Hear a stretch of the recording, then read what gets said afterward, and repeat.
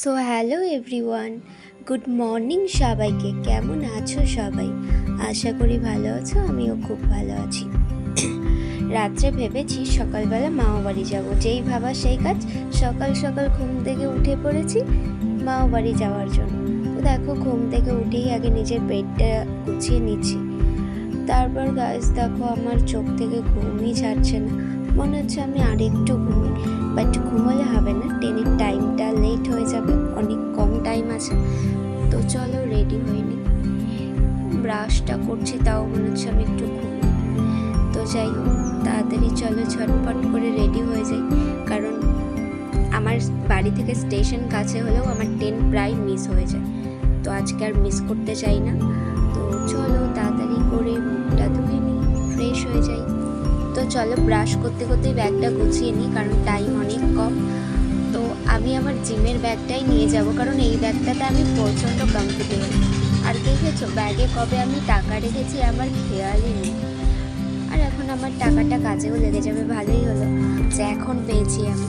তো যাই হোক, তারপরে দেখে নিলাম কত টাকা আছে, তারপর আবার খুঁজছি যে আর আছে কিনা। তো যাই হোক, কাজে লেগে যাবে টাকাটা, যেহেতু ঘুরতে যাচ্ছি মামার বাড়ি, খরচা করা যাবে।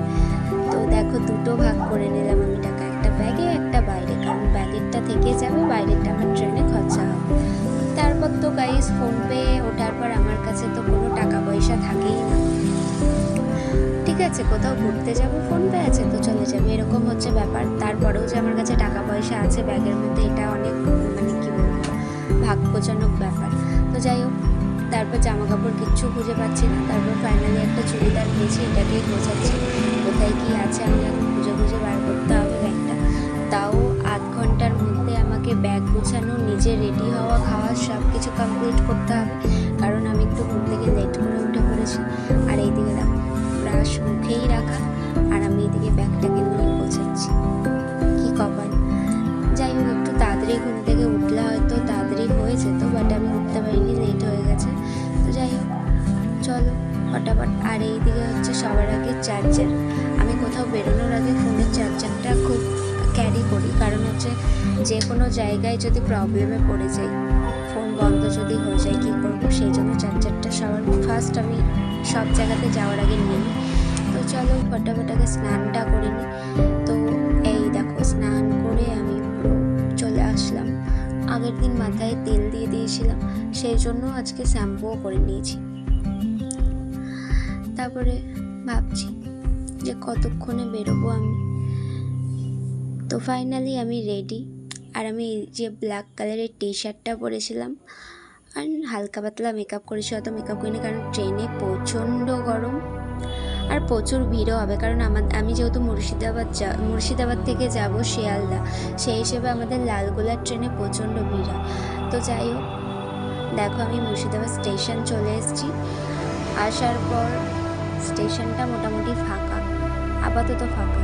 তারপরে এই যে ফাইনালি আমার ট্রেন চলে এসছে। আর এই ট্রেনটা আমার একদম পছন্দ নয়, প্রচণ্ড গরম লাগে এই ট্রেনের ভেতরে, হাওয়া বাতাস কিচ্ছু ঢোকে না। তারপর এই ট্রেনটাই দিয়েছে, কী করবো, যেতে হবে। তো দেখো, আমাদের বাঙালিদের এই কাশফুল দেখলেই দুর্গাপুজো চলে এসছে মনে হয়, না হলে বোঝা যায় না। তো কাশফুলগুলো দেখে মনে হলো একটুখানি ক্যামেরা বন্দি করি, ভালো লাগছে, মা এসেছে। তো দেখো, স্টেশনটা হচ্ছে আমাদের, কোন স্টেশন বলো তো?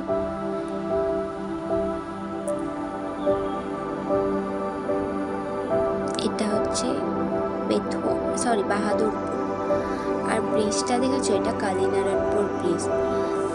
তো বেশ কিছুটা আমি ভিডিও করতে পারিনি, তবে মাঝে মাঝে একটু ভিডিও করেছি, কারণ ট্রেনে প্রচণ্ড ভিড় ছিল, আর সেইভাবে ফোন ক্যামেরা অন করতে পারছিলাম না আমি।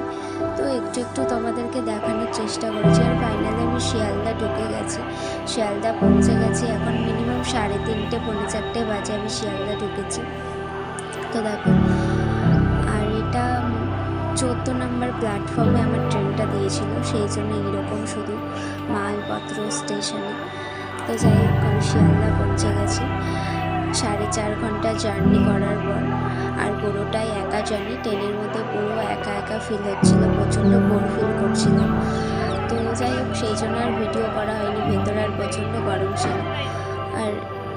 এখন শিয়ালদা এসে গেছি। আমি তো আমার হাফ মামার বাড়ি চলে এসেছি, আর টেনশন একটু হ্যাপি। তো এই যে শিয়ালদা স্টেশন, আর কত ভিড় বলো তো। আর আমি আর আধ ঘন্টা আগে আসলে হয়তো আমি ট্রেনটা পেয়ে যেতাম।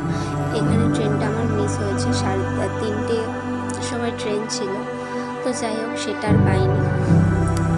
তারপর আমার 4টের সময় ট্রেন আছে, তো চলো 4টে পর্যন্ত ওয়েট করি। আর এই যে আমার হাল মুখ চোখের গরমে আমি পুরো শেষ। বাড়ি থেকে বেরিয়েছি কি করে, আর স্টেশনে আসার পর আমার কী অবস্থা। দেখা যাক আমার ট্রেন কখন দেয়। আর ফাইনালি আমার ট্রেন দিয়ে দিয়েছিল 4টের আগেই।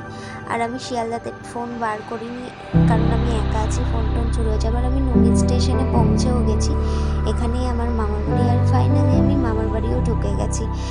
আর ইনি হচ্ছেন আমাদের গুপি সোনা। আমি আসার পর এত সুন্দরভাবে আমাকে ওয়েলকাম করেছে, জাস্ট বলা যাবে না।